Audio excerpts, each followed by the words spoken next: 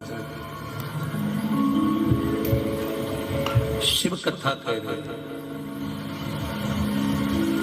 सावन का व्रत करो तो पशुपति व्रत मत करना, और पशुपति व्रत करो तो सावन का सोमवार का व्रत मत करना। दो जल के पात्र सावन के महीने में, भले एक बड़ा पात्र हो, एक छोटा सा पात्र हो, पात्र भी नहीं हो तो उसके ऊपर भले कटोरी रख लेना, पर दो पात्र से जल शिव जी को एक साथ समर्पित करना। शंकर भगवान कहते हैं श्रावण के महीने में भार बढ़ जाता है, इसलिए पार्वती और गंगा ये दोनों संभालती हैं, इसलिए श्रावण के महीने में जल वृष्टि भी अपार होती है। बाकी के आषाढ़ में हुई, कुंवार में हुई, भादों में हुई कि नहीं हुई, पर श्रावण की जल वृष्टि की महत्वता, गंगा और पार्वती दोनों प्रबल, गंगा और पार्वती दोनों प्रबल।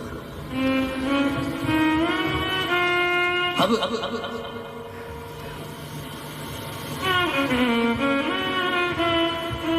भृंगी ने कृष्ण खड़ा कर दिया,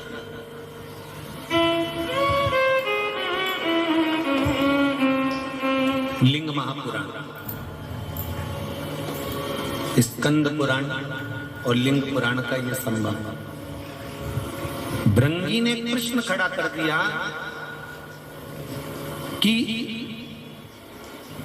अगर गंगा और पार्वती दोनों ही आपके नजदीक रहती हैं, तो क्या गंगा आपके मस्तक पर नहीं रहेगी? शंकर भगवान कहते हैं, सुनो भृंगी,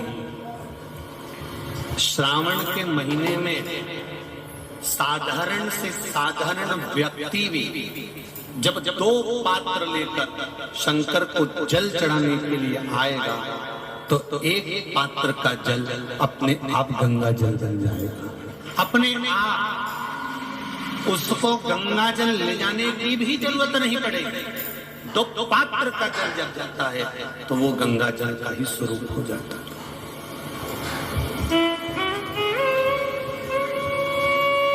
बेटो अभी वर्णन करते हैं, दो पात्र का जल ही, एक पात्र का जल गंगा जल का भाव वर्णन करता है। और क्या मिलता है दो पात्र का जल? कोरोना महामारी ने शिव महापुराण की कथा जो कुबरेश्वर बाबा के धाम से चल रही थी, इसमें एक उपाय बताया था, ध्यान होगा कि जब व्यक्ति के जीवन में बहुत तकलीफ चालू हो जाती है, बीमारियां बहुत भारी पड़ गई थी, तो कहा था कि 5 बेलपत्र शिव जी पे चढ़ाकर, एक हाथ में दूध एक हाथ में जल लेकर फिर बाबा को एक जैसी धार चढ़ाना। बोला था कि नहीं बोला था? एक जैसी धार लगाने का बोला था।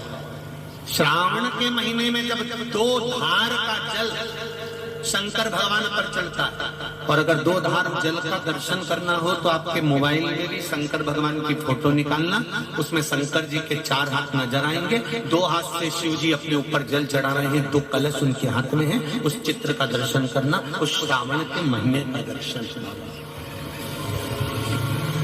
अगर वो दर्शन आपको कहीं ना मिले तो फिर गीता प्रेस गोरखपुर की शिव महापुराण में या लिंग पुराण में या स्कंद पुराण में दर्शन कर सकते हो, या देवी भागवत में भी कर सकते हो। 2 धार का जल, यदि हमारे व्यापार में तकलीफ आ रही है, कहीं उन्नति की सीढ़ी पर चढ़ने में तकलीफ आ रही है, या कहीं हम हमारे कार्य के प्रति काम अटक रहा है, यदि काम अटक रहा है, हमें और सरल भाषा में समझ लो, और सरल में समझो, जब मालूम पड़े कि कहीं कचरा अड़ गया, ठीक है, तो चतुर लोग क्या करते हैं, जो चतुर माताएं होती हैं, बुजुर्ग होते हैं, वो क्या करते हैं, जम के एक बाल्टी पानी डाल दे। बोले कि नहीं बोले? अरे बोलो जम के, एक बाल्टी जरा जम के पानी डाल, और जो जम के पानी डालेगा ना तो कचरा निकल गया। उसी तरह जीवन में अगर दुख चल रहा है, तकलीफें चल रही है, कष्ट चल रहा है, बीमारी चल रही है, परेशानियां चल रही हैं, रास्ता नहीं मिल रहा, तो पूरा सावन का महीना 2 कलश लेकर 1 बाल्टी पानी अर्थात 2 कलश से जब जल चढ़ाएंगे तो जिंदगी का कचरा भी अपने आप हट जाएगा और जीवन सार्थक। ये कावड़ की महत्वता, दुनिया के लोग क्यों कावड़ लेकर जाते हैं? कावड़ ले जाने का मतलब आज भी लोगों के फोन पे कोई छावर से, कोई आष्टा से, कोई सुजालपुर से, कोई कहीं से कि हम गुरुजी हम महिलाएं कावड़ लेके आ जाएं। हमने कहा इतनी दूर से, कहाँ दूर से कावड़ लेकर आ रही हो? यहीं की यहीं भर लीजिए, यहीं की यहीं चला दीजिए। कहाँ दूर से? नहीं हम तो ढोल भी लाएंगे, नहीं हम तो डीजा भी लाएंगे, हम भेंट भी लाएंगे, तो मना नहीं। पर चित्त वृत्ति में क्यों कावड़ चढ़ाई जाती है? क्यों कावड़ का जल चढ़ाया जाता है? क्यों कावड़ को लाकर शंकर भगवान को समर्पित करी जाती है? उसका कारण क्या है कि हमारी जिंदगी में अगर कोई कचरा आ गया है तो बाबा उसको निकाल लाए, उसको